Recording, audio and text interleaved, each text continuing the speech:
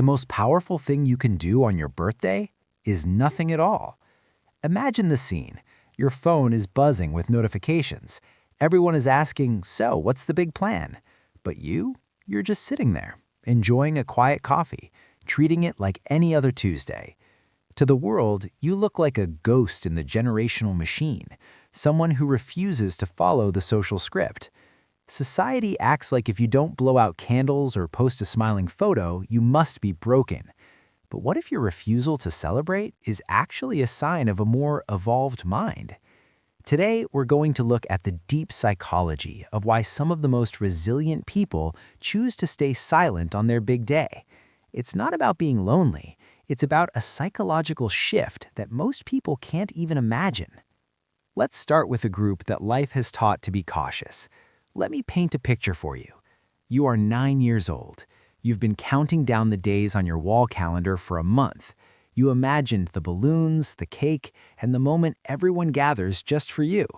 But the day comes and it's quiet. Maybe there was a family argument, maybe money was tight, or maybe people just forgot. You didn't cry where anyone could see. You just quietly adjusted your expectations, and the next year you expected a little less. In 1967, Dr. Martin Seligman discovered a phenomenon called learned helplessness. He found that when people face repeated disappointments they can't control, their brain eventually stops trying, not out of weakness, but out of efficiency. Your brain runs on expectations. Researchers like Wolfram Schultz showed that our dopamine system reacts to the gap between what we expected and what we actually got. If your childhood birthdays were filled with broken promises, your brain learned to close that gap by expecting nothing. When you say it's just another day, you aren't being cold, you're using cognitive armor.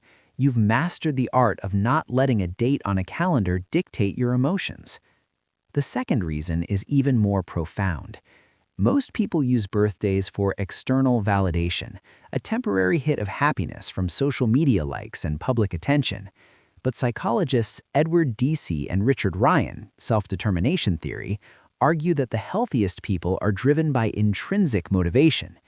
If you don't feel the need to celebrate, it's often because your sense of self-worth is already full. You don't need 30 people to sing to you to feel loved. You've figured out what Philip Brickman called the hedonic treadmill. You realize that chasing that one-day high is exhausting and never lasts. By adding Jennifer Crocker's research on contingencies of self-worth, we see that people in this group have disconnected their value from social rituals. They don't need a party to prove they matter. They find a way to feel whole on a random weekday without needing a cake to confirm it. Now, let's look at the high achievers. Sometimes you don't ignore your birthday because of trauma, you ignore it because of cognitive absorption. You are so deeply focused on your goals or your work that a calendar date feels irrelevant. The original researcher of flow, Mihaly Csikszentmihalyi in 1990, described this as a state where time disappears.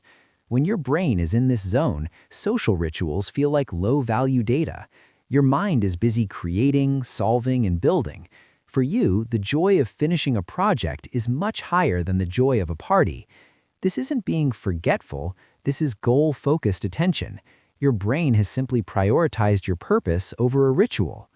But we must also acknowledge the hidden memory of the body.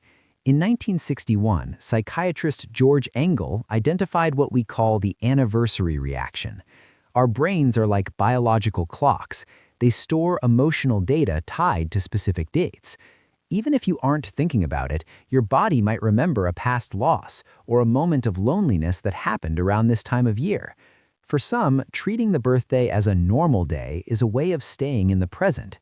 By keeping the day quiet, you are giving your nervous system the peace it needs to stay grounded. But this brings us to a very important question. If you are someone who skips your birthday, ask yourself honestly right now, is your silence coming from a place of strength? Or is it protecting you from something you're afraid to want?